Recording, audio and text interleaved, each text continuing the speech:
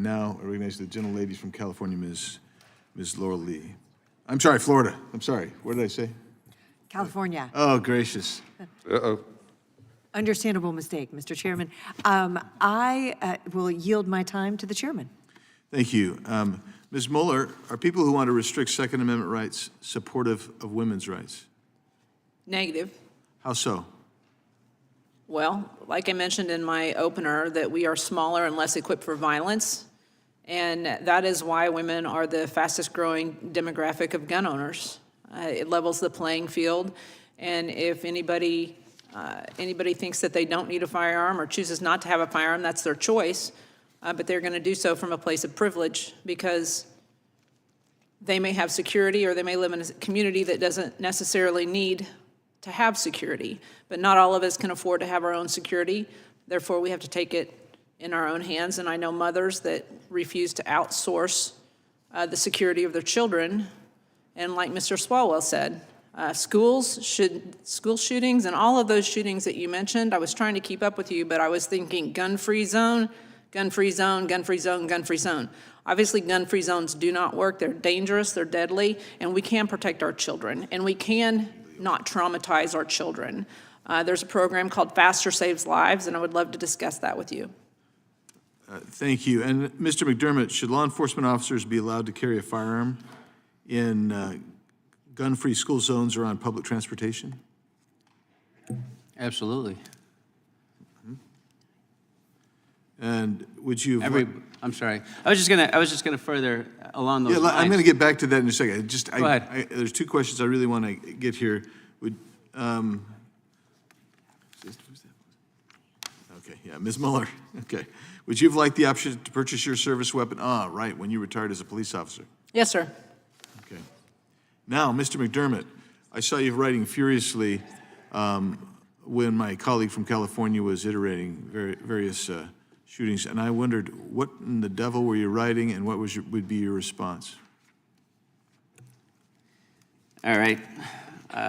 Loaded question, no pun intended, but when Mr. Swallow was indicating, kept on asking, was it self-defense here, was it self-defense here, was it self-defense here?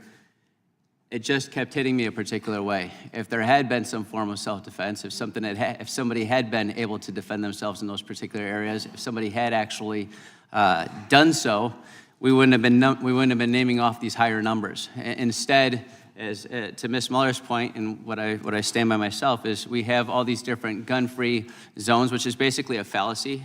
They do nothing to make our communities safer.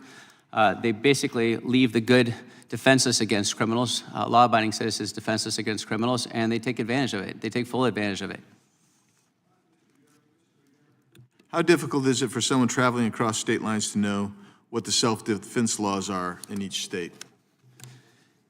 It's incredibly difficult. And I'll tell you, when I said at the very beginning, I've lectured in front of thousands of people now. One of the very first questions I ask after defining whether people in the room know what it is to be able to use lethal force and when you're entitled to use lethal force to defend yourself, one of the very first questions I ask in these different jurisdictions is who in the room knows which type of jurisdiction they reside in.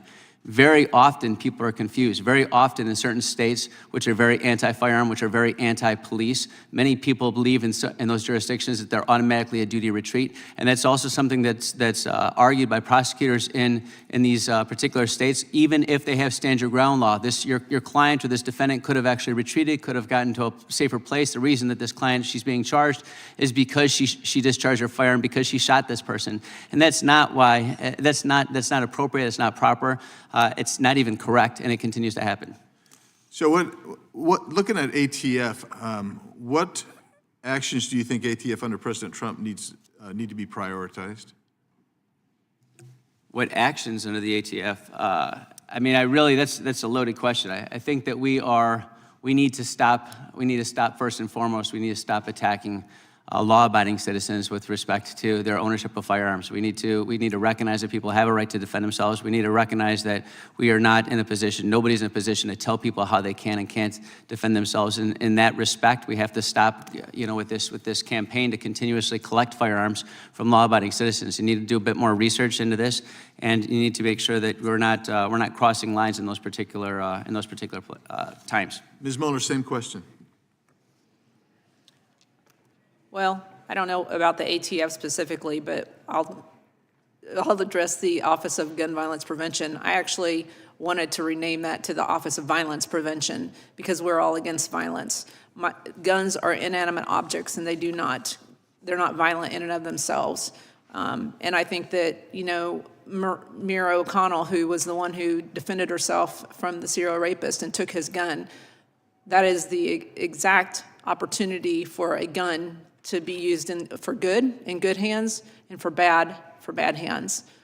So I would like to keep that office and use it for firearms education and actual studying. Thank you.